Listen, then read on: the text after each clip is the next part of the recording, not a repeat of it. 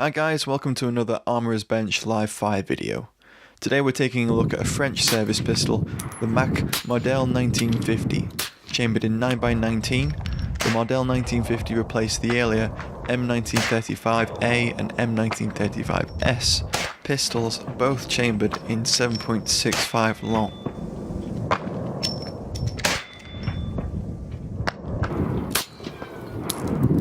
Apologies for part of the pistol being out of frame in this shot, but the slow-mo was too good to pass up.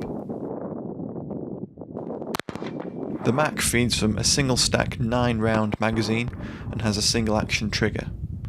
Designed by Saint-Étienne, the pistol has a slide profile similar to the preceding Modèle 1935S.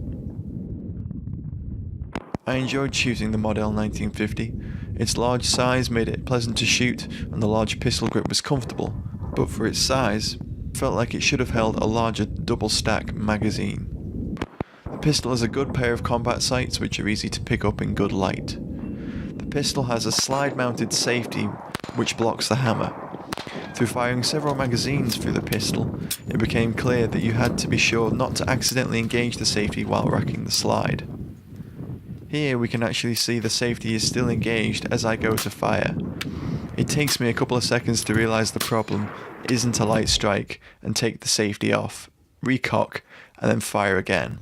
Over 340,000 Modèle 1950s were made, and the pistol still remains in limited French service, but it's largely been replaced in frontline service by the PAMAS G1, a licensed version of the Beretta 92.